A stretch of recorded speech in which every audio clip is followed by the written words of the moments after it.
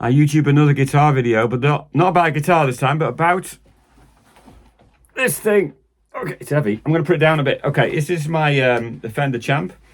Recently got it back from a friend of mine, John, great guy, and you'll hear him in a minute. But he fixed it up for me because my trusty Fender Champ was getting a bit old. I need a bit of work doing to it, and John is a handy guy, and he did it for me. So I'll explain what it is and what's happened. There'll be sound examples at the end, so you can hear what it sounds like as well. So, but if you've got a minute, grab a cup of coffee or whatever, I'll tell you the story of this amp, how I got it, and a bit of its background. On the internet, you'll find loads of the history of the Champs. You know, they've been around for a long time, the Tweeds, and then the Black Faces, beginning in the 60s, and then they became the Silver Face. So this panel, you know, this you see the difference in the colour of the panel. And this is from the early 80s, when for a really brief time, they went back to the Black Face panel, but with basically, as I've understood, the same circuit as the Silver Face Champs and the Black Face. Before that, different switch. So yeah, this is my Champ, early 80s. Sounded great. I got this as a trade from a guy in Amsterdam. I had a Variax, the Line 6 Variax. You might know those modeling guitar things. Could sound like anything, which sounded really good, but it felt weird to me. It had a great sound, but it never felt like, if you put it on acoustic, it didn't feel like an acoustic. Put it on, well, anyway, I decided to trade it in. I used it for a couple of things, but I traded it in. And this guy suggested, would I be willing to trade for his Fender Champ? And I thought, yes. Without even seeing it, I was really interested because I hadn't had a Champ. I'd seen them back in the 80s. I thought they were cool things, but I never had one. So I went along to Amsterdam, took the Variax with him, hoping he'd be willing to trade. It was perfectly okay, the Variax, but yeah, I thought, to be honest, I'd have more fun with this than the other guitar. And he loved the Variax, he thought it was great. So, and we plugged this in and I tried it and I thought, yeah, that's a Fender amp. That's the sound that I was expecting and looking for from this thing. So we did the trade, great deal, I thought. Yeah, good trade. Anyways, I took it home with me and I've used it quite a lot for various settings. Home recording, in small gigs, in churches, and because it doesn't go incredibly loud, but it's loud enough, you know, and it's got a really great sound. And then, yeah, I was thinking of replacing the speaker to put a newer speaker in. It had the original speaker, an old Fender speaker in there, and also I knew probably capacitors need replacing. Capacitors inside old electronics, if you don't know, eventually there are electrolytic capacitors inside, and eventually they die. They get old and they just start to fall apart, and you can blow up stuff. Not just guitar amps, anything electrical that's old. Get it checked before you mess around with it. And John was handy with this kind of stuff. He knows about this, so he suggested I could do it for you. I could replace the capacitors. So he's done that for me. The capacitors are replaced. The new speakers are in. I'll show you some close-up pictures of what's gone into it. The Jensen speakers gone into it. And it sounds fantastic again. I can hear, I think it's a big, maybe it's in my head, but I think I can hear a big difference in the sound level.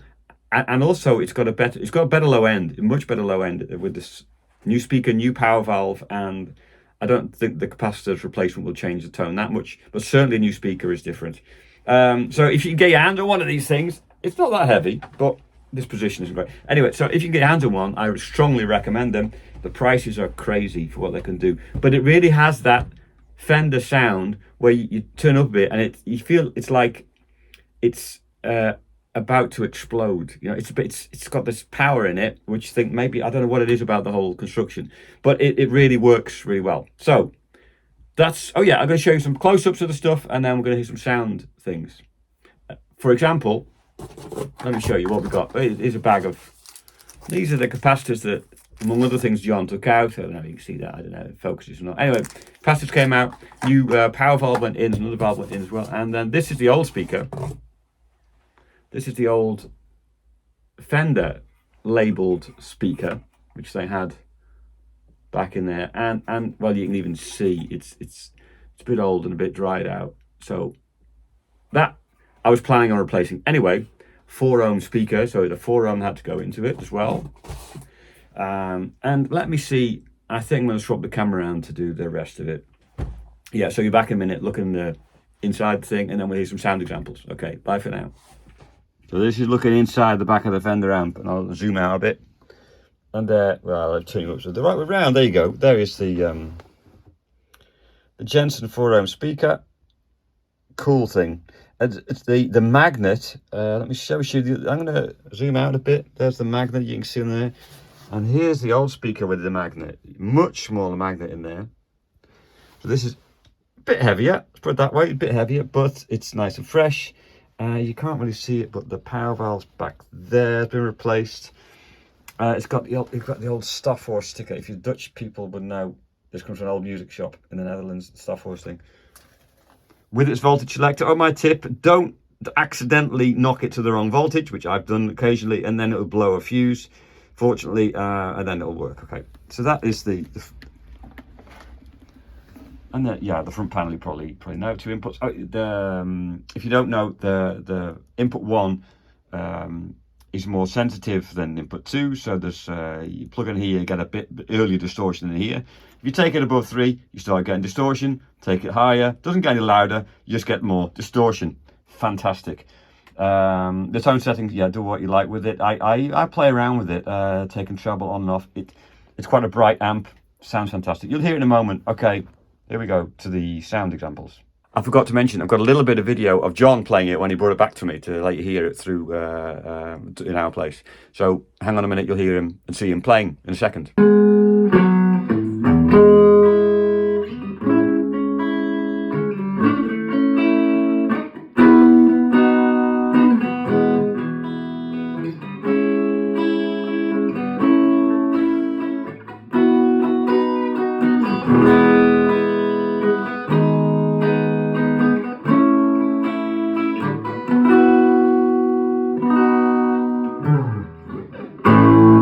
Okay, this is the sound example, the wonderful Epiphone Firebird. I'm loving this guitar.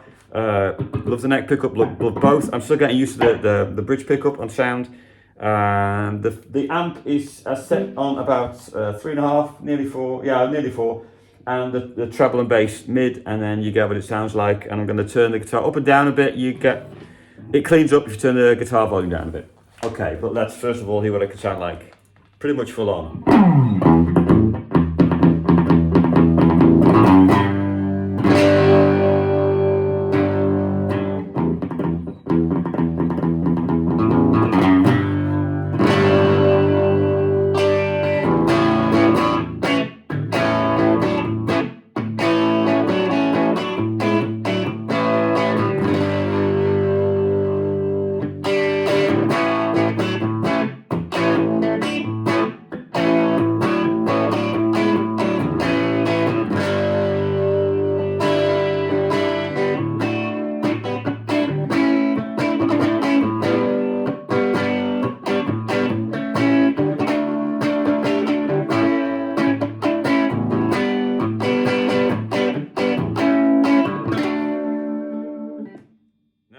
Just front pickup, we're going to give a bit more drive. Well, the volume is up higher, but it doesn't actually get much louder, it just gets more distortion.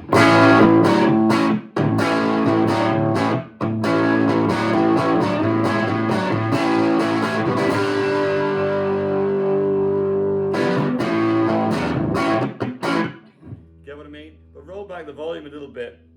That was on there, that's from both pickups.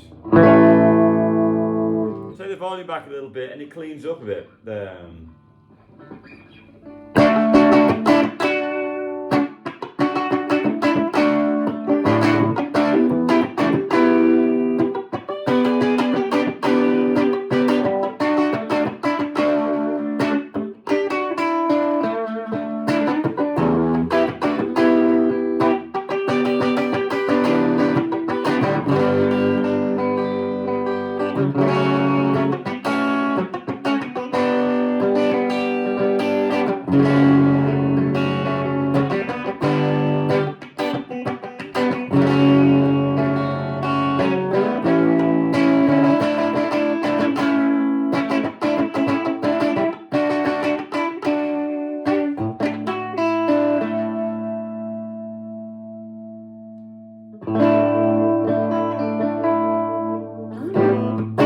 Okay, gives you an idea what it sounds like.